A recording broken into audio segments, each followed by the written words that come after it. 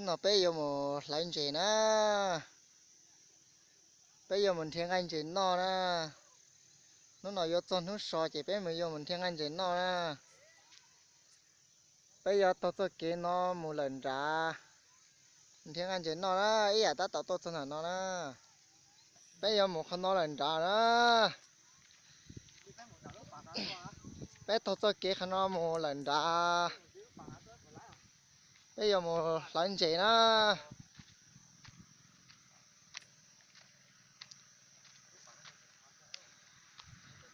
bây giờ bên lên bây giờ một lần gì nó thằng nói chị bé ta tôi kia một lần đó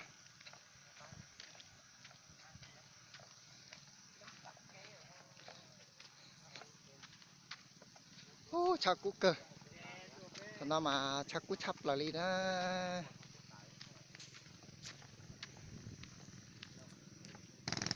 đi cho cứ tí tôi khác cò tông đó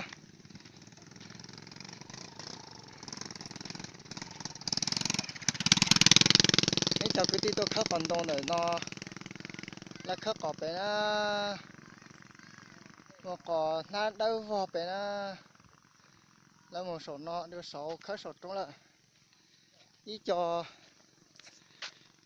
thâu là cho nó cho nó đau vào nó thì nó chỉ còn tông nó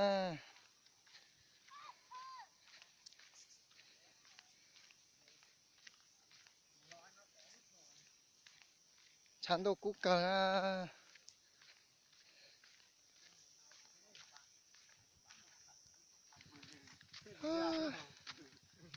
bê họ bê tù địa ta chỉ một thiết chỉ tao tua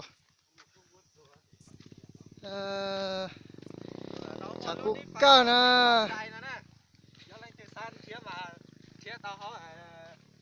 cú cờ rồi thì tên nó chỉ bên mông ở tê liêu vợ thì tên nó sư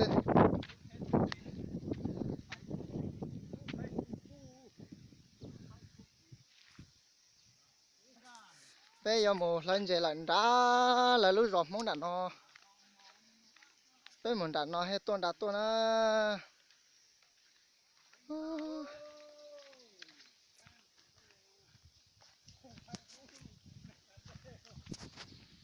cái kế là chị khẩu linh khẩu hà lẻ li lẻ nó giờ chết một tổ mà chạy trả chế bông cá kế thia lại hà lo ái rồi thia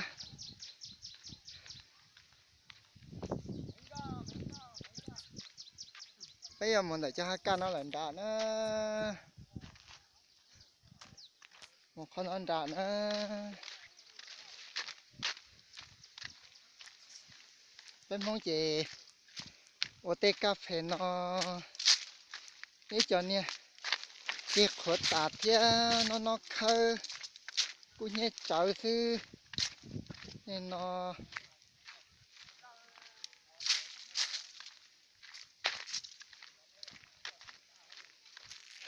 chẳng đủ cà phê tuột ta tên đồng vì mà chính đồng tuột ta chạy là tốn nó tên nó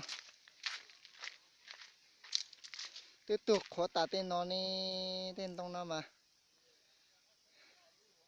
tên cà phê nó mà tí cho nên đã thú sư tuột cho khó đây là nó mà vô lỏng chơi nó bé lỏng để cho để nó mù nó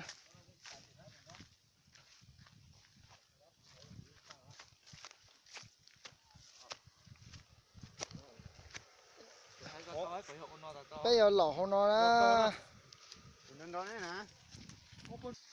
thằng nó bé ta tỏ lỏng chơi nó chạy chỉ muốn chơi sư chơi cái tí lỏng chung là nó mà nó tỏ một lỏng chơi nó nữa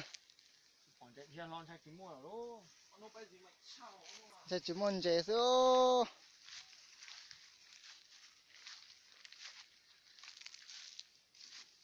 cho giàu thế. Nhà chỉ mua sữa Giàu thế nhỉ? này, Ôi chết rồi, to rồi. Đèn đầy nhung. chỉ muốn để đó. Để tham mà con nó tệ. Của nó có trò. Cái này.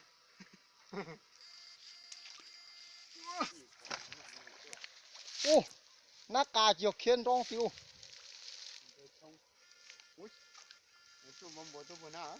Nè, tụi tôi chạy đáp về.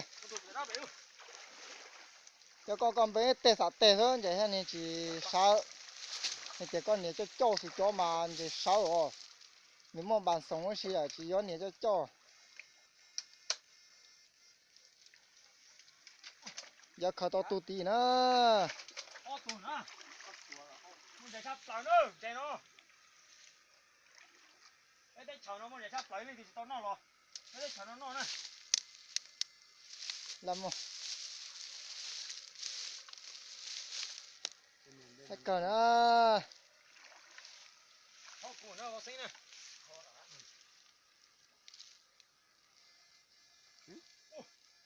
Nhớ tìm tôi rồi.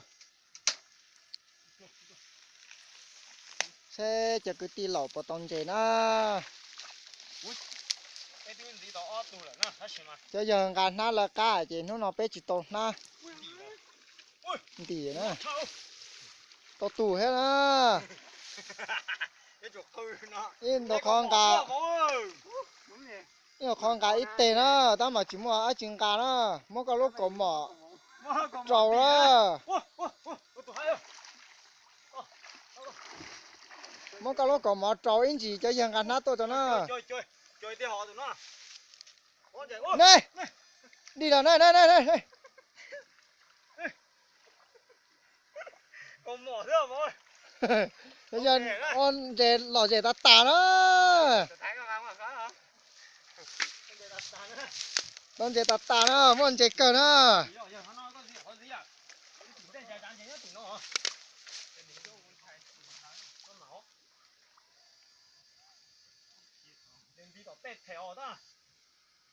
Muốn dê ta tà nó, giờ lò con dê cờ nó. Ôi, chạy xa. Ôi. Nè, mẹ nó lại vô mà. Thằng cún nào mà ôn chạy mà lò chạy tiền lên đó. Này là có một cả năm đấy coi.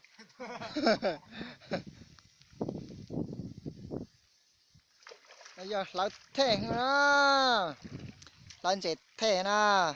Nó mà bây giờ anh chỉ nó xử lý nó. Chạy giờ tụi cá trôi hết chứ. Kia ơ.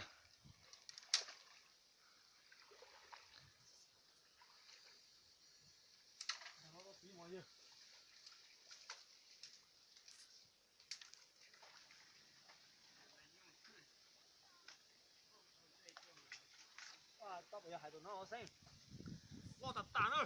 Nó khó tao tuôn ra nó. Lo sắp lại rồi cho anh nó mà cá sắp lại béo hồn chạy hút dữ nào nè. Chạy nó nè. Nên trẻ hư chứ trẻ tổ công gì nữa.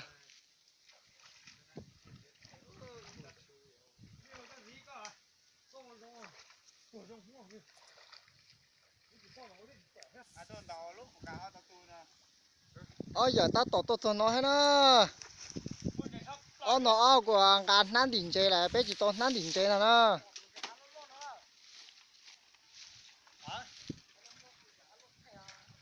Có sủa bé có yếu trò sủa hết dễ dụng. Ô, ôi giờ tôi lo sắp tới nó hết rồi. Nó muốn chạy sắp. Ô, tao tụi nó lọt thế nữa. Nó mà tiêu cho các cá nữa. Muốn chạy tao xịt tiền nữa.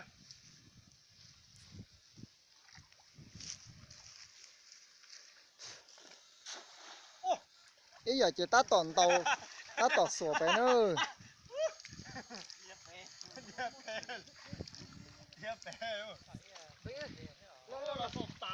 À, ý giờ nó ta tỏ thò sủa nó tỏ ó tụi bé tụ nữa. Tòn tàu cờ thế nó, giờ nó ó giờ nó.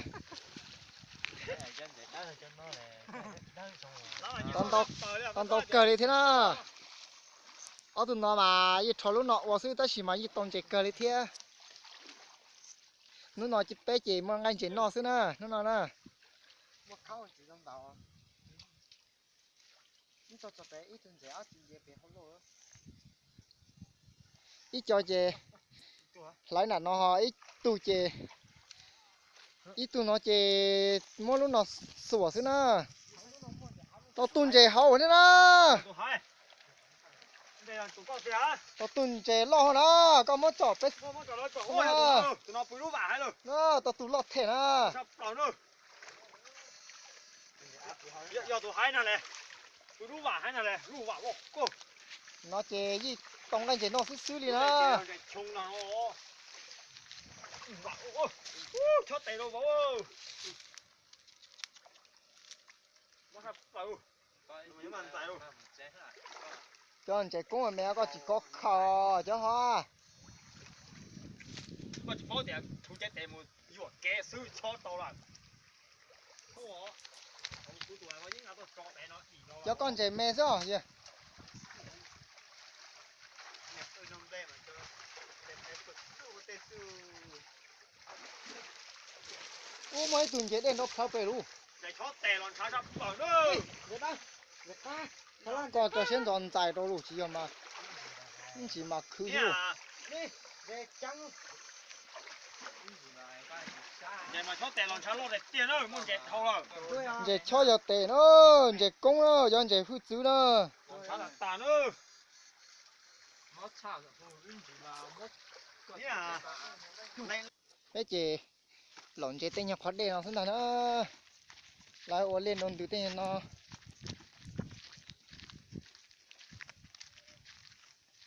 lộn chị tên nó thế nào nữa có làm tàu không luôn nha con tàu gì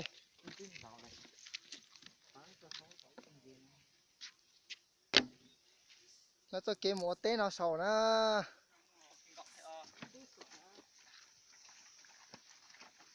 rồi chị cà li thiên á con chị lò chị nó nữa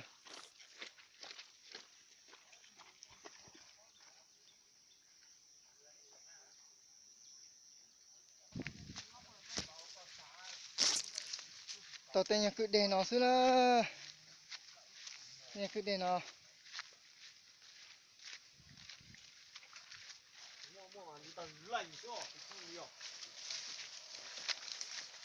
lấy chị tên nhà nó xứ nữa đi của con tùng á đấy nhỉ áo chị ơi chị để ơi để lo đặt tàn nữa chị ơi nó mà gì tôn chị nó sẽ xử lý ta nữa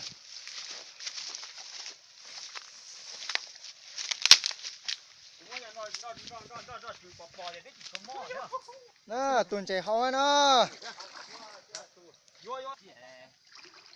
đồ hậu nữa to đồ hậu nữa to tủ hết nữa to tủ hết nữa to tủ lo chập là nữa luôn ba là nữa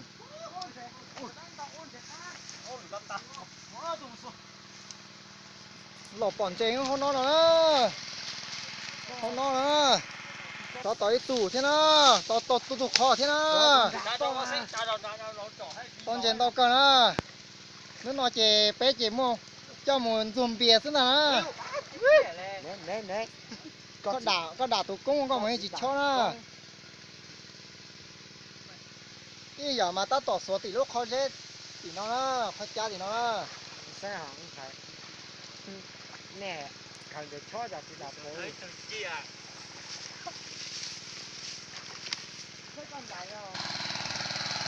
cái giờ chùa nó chùa nó tủ thế nào môn trẻ chập lại lên đó chụp bây giờ đó rồi nó trẻ thế lớn trẻ chị biết đâu lớn trẻ nó trẻ môn trẻ chập lại nó mấy tụ nín đi tí thôi nó tao tủ thế nào tao tủ đá thế nào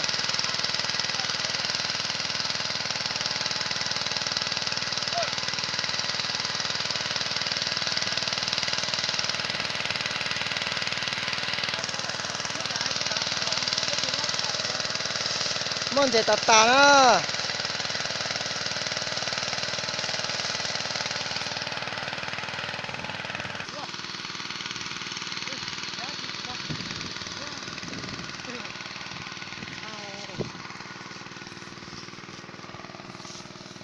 xác hết nó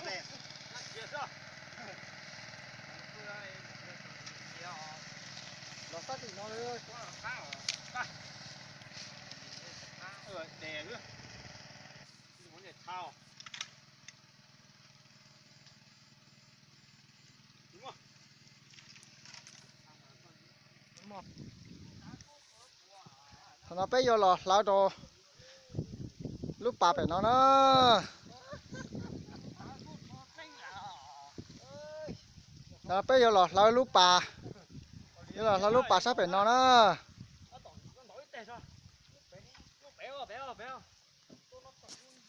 tôi phải cho cậu rồi chị ăn có cho chú ui nha chú tao tụi na thằng nó lò lao đồ lúc bà nó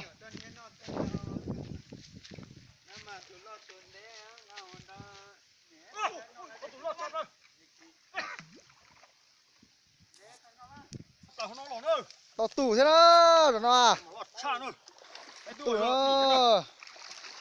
nó mà bé mà tông đánh chế cho mình dùng biển thằng nó rồi nó rồi nó chỉ tao nó xíu lìn thằng nó nó chỉ tao nó xíu lìn nữa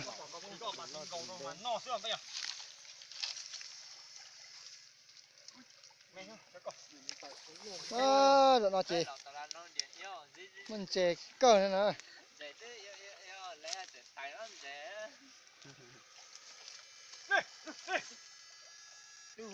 là tua là tua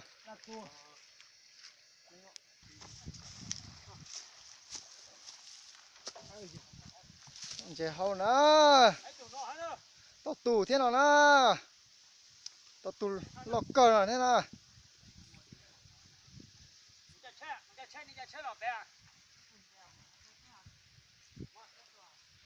rồi nó chỉ bé chạy trên một tổ nó một lọt thành cái to đó